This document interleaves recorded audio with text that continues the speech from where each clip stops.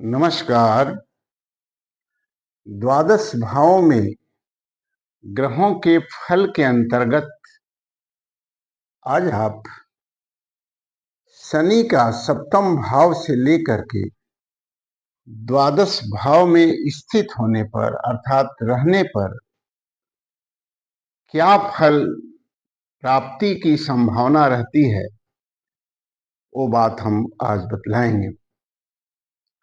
ये जो फल कथन का जो प्रक्रिया है, वो विभिन्न ग्रंथों के अध्ययन और वर्षों का अपना अनुभव, जो कि प्रत्येक दिन कोई ना कोई कुंडली, कुछ ना कुछ कुंडलियां देखते रहता हूँ, लिखते रहता हूँ, उस पर आधारित है। तो चलिए चलते हैं। यदि ये शनि सप्तम भाव में स्थित हो जाए, अर्थात किसी के भी कुंडली में यदि सातवें भाव में शनि वो किसी भी अंक में हो, किसी भी राशि में हो, तो वो जातक को एक तो विवाह में वो विलंब करता है, क्योंकि शनि की गति धीमी होती है, इसलिए विवाह में विलंब होता है। अगर शनि शुभ स्थिति में नहीं हो तो विवाह सुनिश्चित हो करके भी वो नहीं हो पाता है, यानी विलंब हो जाता है, दूसरी जगह शादी होती है।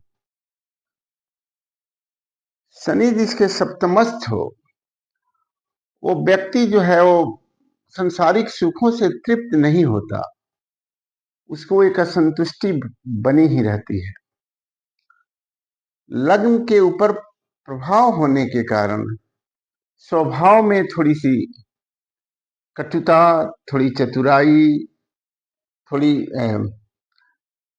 होशियारी, जो भी सठम साठ्यम समाचरित, यानी जो भी संसार में रहने के लिए जो ज्ञान चाहिए, वो सब जातक के पास हो जाता है। शनि के प्रभाव से व्यवसाय में भी रुचि रहती है, लेकिन प्रगति जो है वो धीमी धीमी होती है।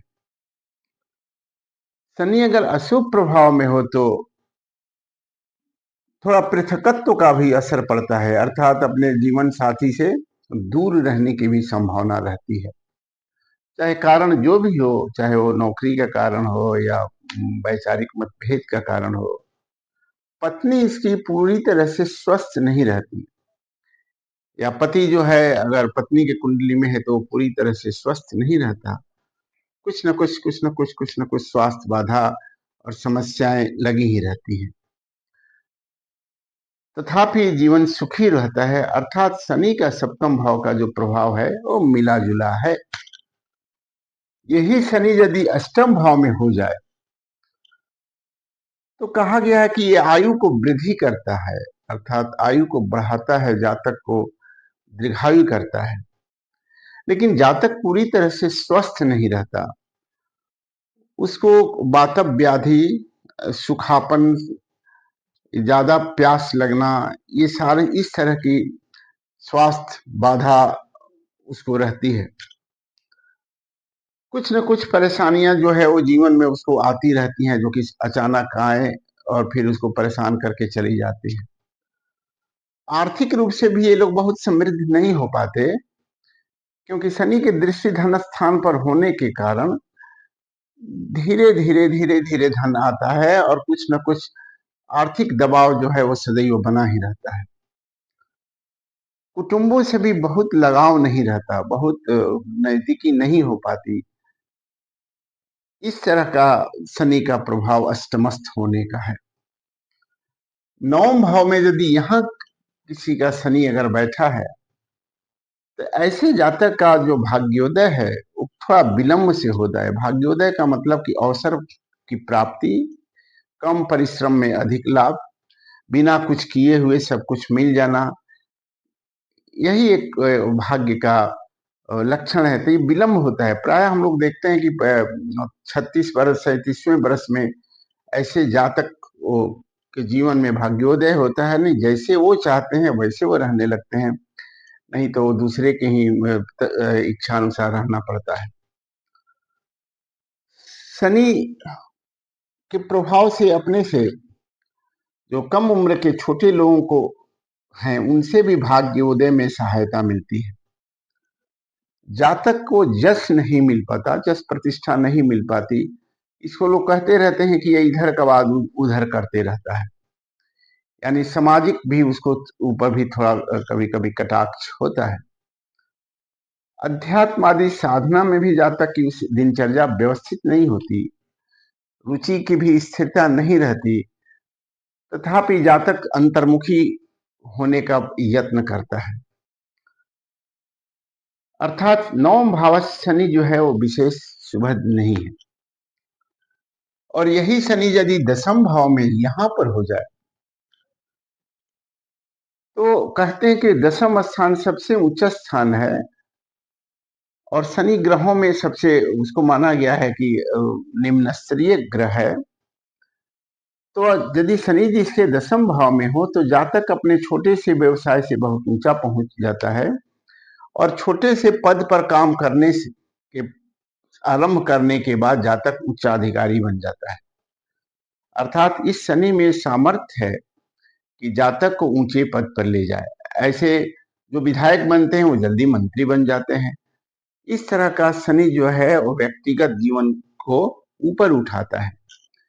लेकिन इसकी दुर्बलता यह है कि ये मातृ पितृ सुख से वंचित करता है, यानी पिता का बहुत सहयोग नहीं मिल पाता जातक के उत्थान में, या चाहे जो भी कारण हो, पिता का स्वास्थ्य हो या अलग रहने का हो, कुछ भी कारण हो, या उनकी विपन्नता हो, माँ का भी सहयोग नहीं मिल पाता, माँ का भी स्वास्थ्य, जो भी कारण हो, मातृ पितृ का ये जातक जो है लाभ नहीं ले पाता, परिस्थितियां उसके उनके अनुकूल हो या नहीं हो। शनि दसमस्त शनि में देखा गया है कि जातक जो है वो प्राय सेवा कार्य ही करता है, अर्थात नौकरी में ही उसकी रुचि रहती है। वो भी चाहता है कि मुझे स्थिर नौकरी मिल जाए, और देखा गया है कि ऐसे लोग स्थिर नौकरी की प्राप्ति कर लेते हैं, लेकिन सदैव वो अपने इच्छा अनुसार नहीं कर पाते, उससे थोड़ा कम कर पाते हैं, और कुछ समय बाद वो वहां ऊपर तक पहुंच पाते हैं। एकादश भाव को शनि को अच्छा कहा गया, त्रिखट एकादश से शनि सर्वारिष्ट विनश्यति। अर्थात एकादश भाव का शनि जो है वो आर्थिक चिंताओं को दूर करने में सक्षम होता है। अर्थात जातक अच्छा धनोपार्जन करता है, लेकिन वही धन थोड़ा विलंब से कमाता है, अर्थात 35-36 के बाद से कमाता है। धन कमाने के लिए परिश्रम भी उसे अधिक करना पड़ता है। धन संचय करने में भी जातक सक्षम होता है, लेकिन अपने संतान को लेकर के ये दुखित रहता है, चाहे उनका स्वभाव हो या उनकी उन्नति प्रगति में रुकावट हो। कभी कभी विलंब से संतान प्राप्ति भी देखा गया है। स्वास्थ्य के ऊपर भी शनि की चूंकि दृष्टि पड़ती है तीसरी, इसलिए स्वास्थ्य के लिए ये शनि जो है वो बहुत अनुकूल नहीं होता। समय समय पर जो एक कोई स्वास्थ्य बाधा रहती है वो पुनरावृत्ति उसकी होती रहती है। ये सामान्य फल है एकादश भाव में शनि का। द्वादश भाव में शनि जब पहुंच जाए यहाँ पर तो जातक का बहुत सारा समय जो है इधर उधर निकल जाता है।